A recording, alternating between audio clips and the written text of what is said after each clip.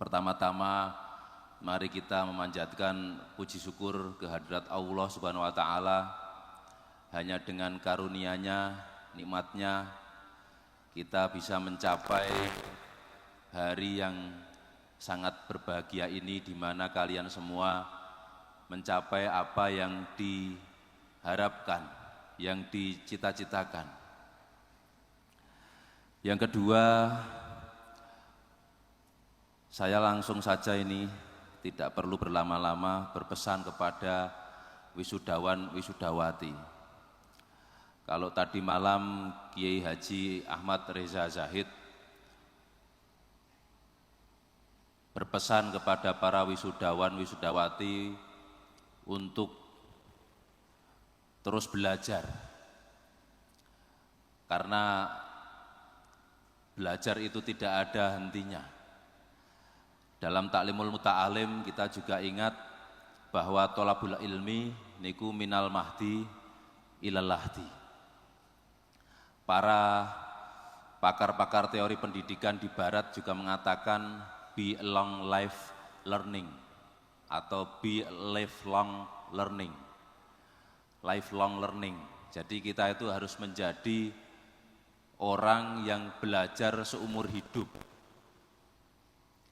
Tidak bisa hanya MTS saja kemudian pulang, tidak bisa hanya MA saja kemudian mandek, tidak bisa juga lulus Ma'had Ali kemudian puas, tidak belajar lagi. Saya ingat sebuah ungkapan dari seorang pakar pendidikan di barat sana, yang isinya sama dengan pendapatnya Imam Az-Zarnuji dalam Ta'limul Muta'alim. Dalam sebuah bahasa Inggris dikatakan, anyone who stop learning is old. Anyone who keep learning is still young. Artosipun niki nek dimaknani gandul kados Gus Reza wau dalu. Anyone utawi sapane wong who rupane wong stop kang mandek sapa man learning ing belajar is all iku tuwa. Barang siapa yang berhenti belajar berarti dia tua. Nah, hu niku nek miturut ahli nahwu mausul. Stop niku dados silah. Wa kulluha yalzamu ba'dahu silah ala dhamirin laikin mustamilah. Mausul asma'il ladzi unsalati wal ya idza masuniya latus biti niku alfiyahipun. Sebaliknya anyone utawi sapane wong, hurupane wong, stop napa niku keep kang jaga sapa wong learning ing belajar still young iku tetap enom. Jadi walaupun Kang Matkur itu umurnya sudah 35, mboten bayangke to niki Kang Matkur niku mriki niate kerja bangun pondok dadi tukang, karena di sini ada Ma'had Ali ikut kuliah, sekarang pulang membawa gelar SAG. Sarjana agak-agak gimana? Sarjana agama. Jadi Kang Matkur itu walaupun umurnya 35 tahun telat memulai belajar, tapi karena terus belajar beliau akan tetap muda. Sementara yang lulusan MTS, kalau setelah lulus MTS dari sini kemudian berhenti belajar berarti sampean sudah tua. Artinya apa? Artinya tua dan muda tidak ditentukan oleh umur, tapi tua dan muda ditentukan oleh semangat belajar dan rasa ingin tahu. Contohipun teng mriki Pak Hasan. Pak Hasan niku yuswanipun sampun pinten Ibu Davin? Sampun 63. Umure pun kados Kanjeng Nabi. Pak Hasan itu umur 63, tapi di dalam kamar beliau dipenuhi oleh rak-rak kitab, oleh rak-rak buku. Dan sampai hari ini kalau saya masuk kamarnya beliau, di pinggirnya bantal itu pasti ada kitab dan buku yang terbuka. Belum sempat ditutup, karena sebelum tidur mutolaah. Sama seperti almarhum Al-Mahfurlah Simbah Kiai Haji Sujai Mas Duki, ketika beliau itu sakit, sudah sangat sepuh, kurang beberapa hari beliau wafat, itu masih memanggil santri-santrinya untuk bareng-bareng menghafalkan Alfiyah. Saya masih menyimpan video Al-Mahfurlah Kiai Haji Sujai bersama dengan yang sekarang menjadi kepala MTS Bapak Bayu Kuncoro niku lalaran Alfiyah, padahal beliau setelah itu dipanggil oleh Allah Subhanahu wa taala. Artinya apa? Belajar niku kudu tekan mati. Tolabul ilmi minal mahdi ilal lahdi. Kemudian caranya bagaimana supaya kita ini bisa terus belajar tanpa henti? Kuncinya adalah kita punya rasa ingin tahu, atau yang disebut dengan intellectual curiosity. Punya rasa ingin tahu. Jenengan mangertos Pak Zaraan niku ketua yayasan niku sakniki jabatannya kuatah sangat. Ketua Yayasan As-Salafiyah. Yang kedua, koordinator pembangunan Pondok Pesantren As-Salafiyah. Jenengan jak ngobrol soal wesi nggih hafal. Jenengan jak ngobrol soal kawat nggih hafal. Terus membidangi BUMP bersama dengan Pak Yazid, badan usaha milik pesantren. Walaupun hanya lulusan pondok saja dulu di Sarang, tapi ngobrol soal retail nggih saged. Ngobrol bisnis kain nggih saged. Bahkan sekarang menjadi kepala dapur MBG. Diajak ngobrol rego napa niku sayur-sayuran nggih apal. Kitab nggih nglothok. Artinya napa, santri niku harus terus belajar tanpa henti. Tidak hanya kitab saja, bahkan lebih ekstrim saya katakan tidak hanya berhenti pada menghafalkan Quran saja. Walaupun menghafalkan Quran itu cukup sulit dan itu prestasi yang luar biasa, tetapi harus kita ingat bahwa pembunuh Ali bin Abi Thalib, Abdullah bin Muljam itu juga penghafal Al-Quran. Tetapi hafalan Al-Qurannya hanya sampai tenggorokan saja, tidak sampai di dalam hati, sehingga Qurannya tidak menjadi pedoman hidup, tidak dihayati, tidak diamalkan.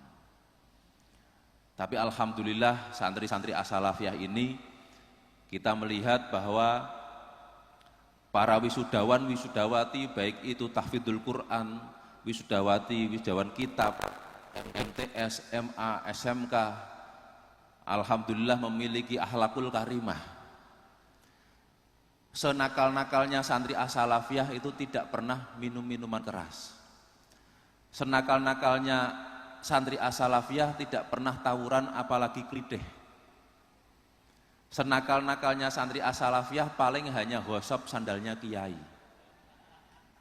atau nyuri telurnya bunyai. Itu pun kalau nyuri ditanya dalilnya apa, punya dalil lillahi ma fis samawati wa ma fil ard. Semua yang ada di muka bumi adalah milik Allah, termasuk endok kalih sandale Pak Kiai. Akhirnya Pak Adib niku nggih punya dalil. Innallaha yaf'alu ma yurid, dikaplok santrine, niki sing ngaplok pangeran senes kula. Bapak Ibu yang dihormati oleh Allah dan juga adik-adik yang saya hormati,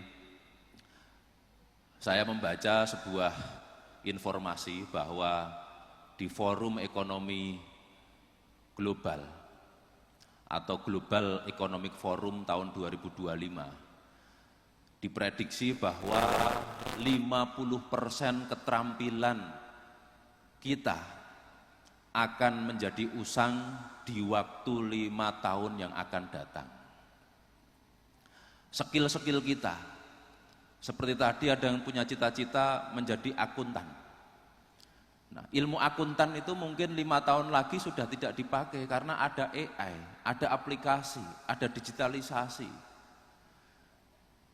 Keterampilan-keterampilan yang kita punyai sekarang ini besok akan dihandle, akan diambil alih oleh artificial intelligence. Maka menjadi santri harus terus belajar dan harus terus adaptif. Dan ini dunia sangat berkembang pesat. Dulu ada 3G, 4G, sekarang sudah 5G. Dan saat ini sealim-alimnya kiai masih kalah alim dengan DeepSeek dan ChatGPT. Saya itu berusaha membuka DeepSeek, kemudian saya kasih pertanyaan agama yang paling sulit. Contoh, asbabu wurudil ayatil Quran, bisa menjawab. Saya tanya tafsirnya ayat ini, bisa menjawab. Saya tanya isi kitab-kitab, coba jenengan praktekan.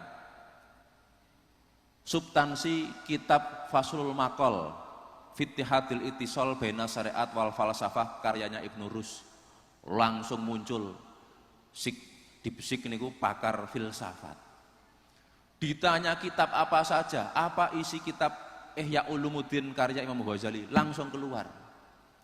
Jadi sekarang teknologi DeepSeek itu sudah menyaingi alimnya Gus Nur Hamid, Pak Kiai Nur Hamid, Pak Kiai Hasan Abdullah, Pak Kiai Jar'anuddin, semua kiai-kiai di sini kalau dalam hal kealiman sudah kalah dengan DeepSeek. Karena itu kecerdasan buatan yang luar biasa. Dan tahun-tahun yang akan datang, kecerdasan buatan itu bisa menggantikan kita semua sebagai guru. Pendidikan yang akan datang, transfer of knowledge, mentransfer pengetahuan, itu sudah tidak membutuhkan guru. Bisa dengan robot, bisa dengan aplikasi. Tetapi pesantren tetap akan eksis karena AI tidak bisa melakukan karakter building atau pembangunan karakter. Akhlakul karimah itu tidak bisa diajarkan oleh AI. Maka peran para kiai, para bunyai, guru-guru di masa yang akan datang dalam sebuah pendidikan tidak lagi mengajar, tetapi membentuk murid-murid yang punya akhlakul karimah, yang punya kemandirian, yang punya skill. Dan tidak perlu lagi mengajar A, I, U, babi, bu, tidak perlu mengajar pelajaran karena semua sudah ada informasinya di aplikasi-aplikasi dan juga AI. Nah, ini tantangan pendidikan yang akan datang. Saya berpesan juga kepada para kepala sekolah, Bapak Bayu Kuncoro, Bapak Bayu Sudarmaji, Bapak Alif selaku Wakil Direktur, kemudian Bapak Haris, untuk bagaimana As-Salafiyah ini tidak berhenti berinovasi. Kita sudah melampaui transformasi digital, di mana semua pelayanan kita serba digital. Tapi apa the next transformasi digital ini apa? Jangan kita puas hanya dengan transformasi digital saja. Kita harus terus maju, mencari apa yang bisa dikembangkan di masa yang akan datang. Yang terakhir, saya berpesan kepada para santri, para siswa, jangan lupa terus-menerus untuk khidmah dan birrul walidain kepada Bapak Ibu sampean semuanya, yang mana selama kalian mondok di sini, ngaji di sini, Bapak Ibu banyak sekali perjuangannya. Kadang-kadang ada yang menggadaikan sertifikat untuk melunasi tagihan kalian. Kadang-kadang ada Bapak Ibu wali santri yang meminjam pinjol hanya untuk mengirimi kalian uang jajan. Ada yang rela mencangkul, rela setiap pagi ke pasar. Perjuangan Bapak Ibu kalian tidak mudah, maka balaslah jerih payah Bapak Ibu dengan birrul walidain, dengan berbakti kepada orang tua kalian.